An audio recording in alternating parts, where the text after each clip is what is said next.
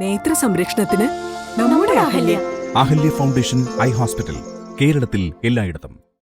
ചിന്നക്കനാലിൽ താൻ സ്ഥലം വാങ്ങുന്ന സമയം രേഖകളിൽ യാതൊരുവിധ ക്രമക്കേടുകളും ഇല്ലായിരുന്നുവെന്ന് Mathew Kuzhalnadan MLA. Vigilance FIR register ചെയ്തതിനു പിന്നാലെ മാധ്യമങ്ങളോട് പ്രതികരിക്കുകയായിരുന്നു MLA. ചിന്നക്കനാലിലെ ഭൂമി കയ്യേറ്റ കേസിൽ മാത്യു കുഴൽനാടൻ MLAക്കെതിരെ വിജിലൻസ് FIR രജിസ്റ്റർ ചെയ്തതിനു പിന്നാലെ മാധ്യമങ്ങളോട് പ്രതികരിച്ച മാത്യു കുഴൽനാടൻ, കേസിൽ ആകെയുള്ള 21 പ്രതികളിൽ 16-ാം പ്രതിയാണ് മാത്യു കുഴൽനാടൻ MLA.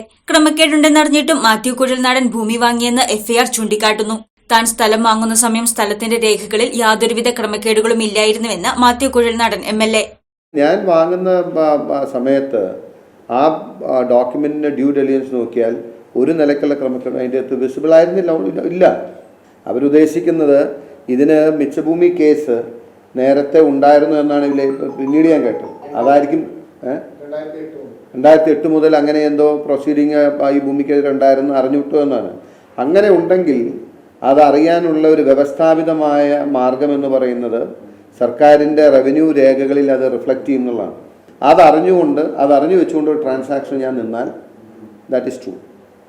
ഞാൻ വാങ്ങുന്ന സമയത്ത് ഈ ഭൂമി സംബന്ധിച്ച് അങ്ങനെ സർക്കാർ രേഖകൾ അങ്ങനെ ഡ്യൂ ഡെലിജൻസിൽ ഈ ഭൂമിക്ക് ഒരു പ്രോബ്ലം ഉള്ളതായി ഒരു രീതിയിലും കണ്ടെത്തിയിട്ടില്ല. മാത്രമല്ല, ഞാൻ ഒരിക്കൽ കൂടി ആവർത്തിക്കുകയാണ്, എനിക്ക് ഭൂമി തന്നവരെ സംബന്ധിച്ച് എനിക്ക് നല്ല ബോധ്യവും ധാരണയുള്ളവരാണ്.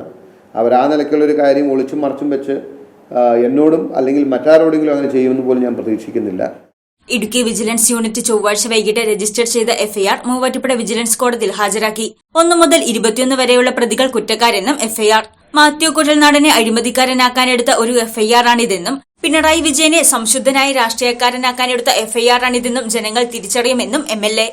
മാത്യു കുഴൽനാടൻ അഴിമതിക്കാരനാണ് എന്ന് കേരളത്തിന്റെ പൊതുസമൂഹത്തോട് CPM അല്ലെങ്കിൽ CPM സഖാക്കളെ ബോധ്യപ്പെടുത്തി അവരെ കൊണ്ട് സോഷ്യൽ മീഡിയയിലോ അല്ലെങ്കിൽ സൈബർ ബുള്ളിങ്ങിനോ പ്രേരിപ്പിക്കാൻ വേണ്ടി അവരെ ആ നിലയിൽ ഉപയോഗിക്കുന്നതിന് വേണ്ടി എടുത്ത ഒരു FIR എന്ന് മാത്രമേ ഞാനിതിനെ കാണുന്നുള്ളൂ.